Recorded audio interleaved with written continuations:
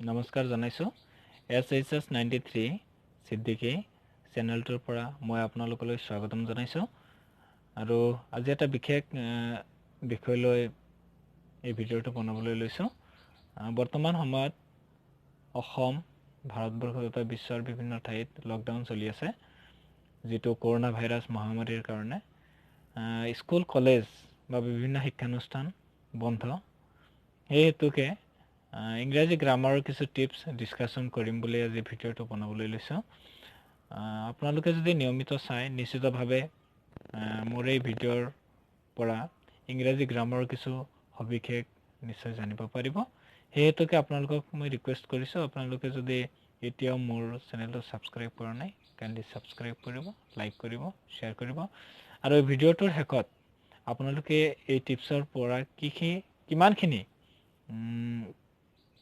জ্ঞান লাভ কৰিলে সেই বিষয়ে মোক মতামত জনাব নিশ্চিতভাৱে সেই মতামতে মোক পৰৱৰ্তী ভিডিঅ'সমূহ বনোৱাৰ ক্ষেত্ৰত বিশেষ অৰিহণা যোগাব আজিৰ এই ভিডিঅ'টোত আপোনালোকলৈ আগবঢ়াইছো লেটাৰ এলফাবেট আৰু ভাৱেলছ আৰু ইংৰাজী বৰ্ণমালা যদি আমি ভালদৰে জানো বা চিনি পাওঁ নিশ্চিতভাৱে ইংৰাজী জনাৰ ক্ষেত্ৰত বা বুজাৰ ক্ষেত্ৰত খুবেই সহজ হ'ব গতিকে আপোনালোকলৈ মই আজিৰ এই ভিডিঅ'টো আগবঢ়াইছো আৰু আপোনালোকৰ সহায়েৰে মোক পৰৱৰ্তী ভিডিঅ' বনোৱাত সহযোগিতা আগবঢ়াব আহকচোন আমি আজিৰ এই টিপছসমূহ আলোচনা কৰোঁ লেটাৰ মানে হৈছে বৰ্ণ বা আখৰ আমি প্ৰথমে এই লিখিছো লেটাৰ মানে হৈছে বৰ্ণ বা আখৰ আৰু এই বৰ্ণ বা আখৰ কি বা ইয়াৰ কিয় প্ৰয়োজনীয়তা আছে যে লেটাৰ নোহোৱাকৈ কেতিয়াও ডাঙৰ প্ৰবন্ধ বা কিতাপ লিখিব পৰা নাই কোনেও আৰু সেই লেটাৰটো হৈছে যে যিবোৰ চিনেৰে ইংৰাজী ভাষা লিখা হয় সেইবোৰকে লেটাৰ বোলে আকৌ কৈছো যিবোৰ চিনেৰে ইংৰাজী ভাষা লিখা হয় সেইবোৰকে লেটাৰ বোলে ইংৰাজীত এৰ পৰা জেডলৈ মুঠ 26টা আখৰ আছে এই 26টা আখৰকে কোৱা হয় লেটাৰ গতিকে এই লেটাৰ নোহোৱাকৈ কোনো কিতাপ বা প্ৰবন্ধ হ'ব পৰা নাই গতিকে লেটাৰৰ প্ৰয়োজনীয়তা নিশ্চিতভাৱে আছে আৰু কোনো এটা চিন আমি হেতুক নাম দিছো বা যিসকলে আখৰসমূহ আৱিষ্কাৰ কৰিছে তেওঁলোকে নাম দিছে গতিকে লেটাৰ নোহোৱাকৈ কোনো কিতাপ বা প্ৰবন্ধ হোৱা নাই তো অসমীয়া হ'ব পাৰে যে অসমীয়া বিষয়ত যিবোৰ চিনেৰে ভাষা লিখা হয় সেইবোৰকে লেটাৰ বোলে গতিকে লেটাৰ মানে হৈছে বৰ্ণ বা আখৰ এইটো মই লিখি দিছো যিবোৰ চিনেৰে ইংৰাজী ভাষা লিখা হয়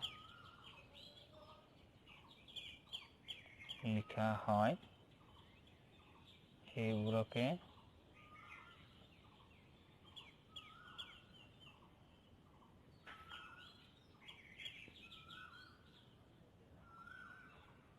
লেটাৰ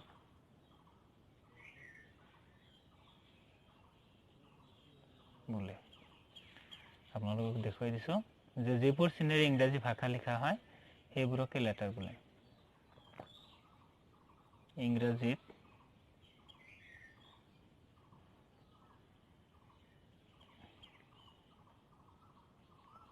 পৰা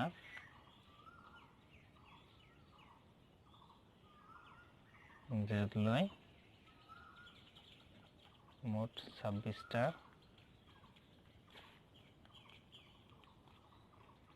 লেটাৰ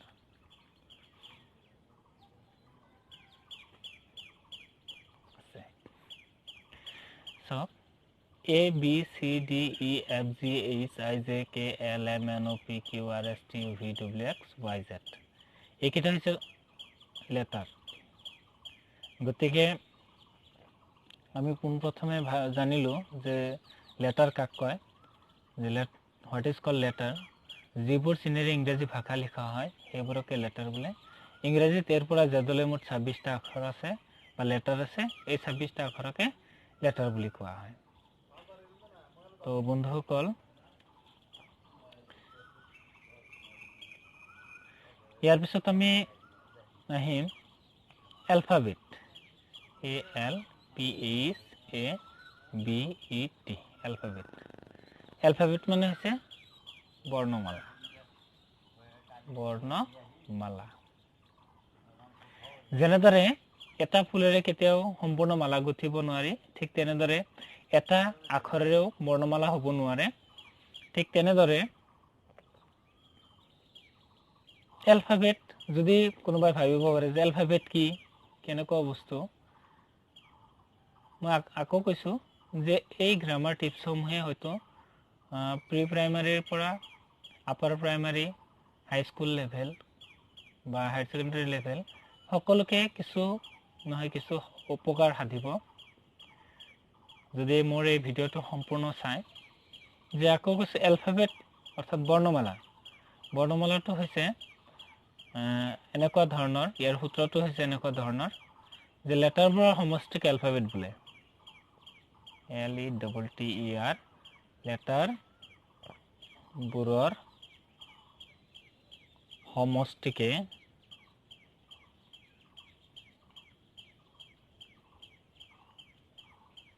এলফাবেট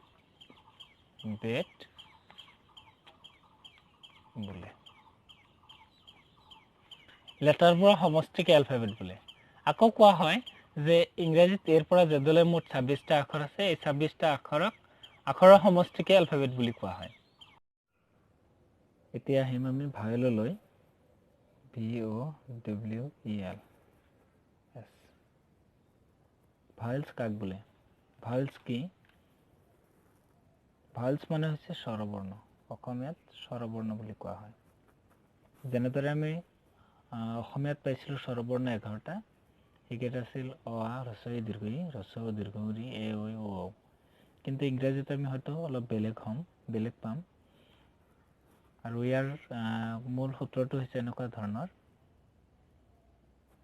যিবোৰ লেটাৰ উচ্চাৰণ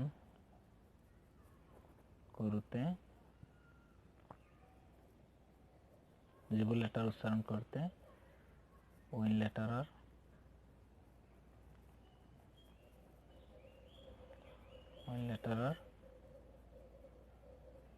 সহায় ল'ব নালাগে, সেইবোৰক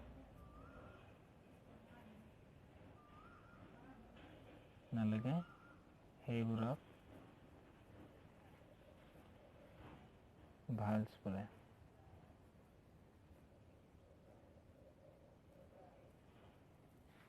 ভাৱেলছ মুঠ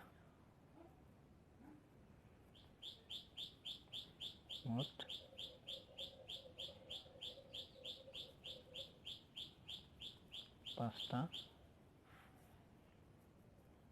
যেনে এ, ই, আই, ও, ইউ। অৰ্থাৎ যিবোৰ লেটাৰ উচ্চাৰণ কৰোঁতে ওয়েন লেটাৰৰ সহায় ল'ব নালাগে সেইবোৰক ভাৱেলছ বোলে। ভাৱেলছ মুঠ 5টা, যেনে এ, ই, আই, ও, ইউ। গতিকে ভাৱেলছটো হৈছে কিছুমান মূল আখৰ ইংৰাজী বৰ্ণমালাৰ। আৰু এটা কথা ক'ব বিচাৰোঁ যে যদি আমি আখৰ সুন্দৰ বা ধুনীয়া কৰিব বিচাৰোঁ, তেনেহ'লে আমাৰ ইংৰাজীৰ পকোৱা দুটা ভাগ যে আছে, পকোৱা ডাঙৰ ভাগ আৰু পকোৱা সৰু ভাগ, এই দুটা নিতান্তই আমাৰ কমপ্লিটলি জনাটো উচিত হ'ব। আমি যাতে নিখুঁতভাৱে লিখিব পাৰোঁ। গতিকে সেইখিনি যেতিয়া আমি জানিম, ধুনীয়াকৈ আমি ইংৰাজী বৰ্ণমালাৰে বহুত ধুনীয়া ধুনীয়া কবিতা বা গল্প বা যিকোনো বস্তু আমি লিখোঁতে বৰ ধুনীয়া লাগিব। গতিকে ক'ব বিচাৰোঁ যে ভাৱেলটো হৈছে এনেকুৱা আখৰ যিবোৰে হয়তো অন্য কোনো আখৰৰ সহায় নোহোৱাকৈ মানে উচ্চাৰণ কৰিব পৰা যায়।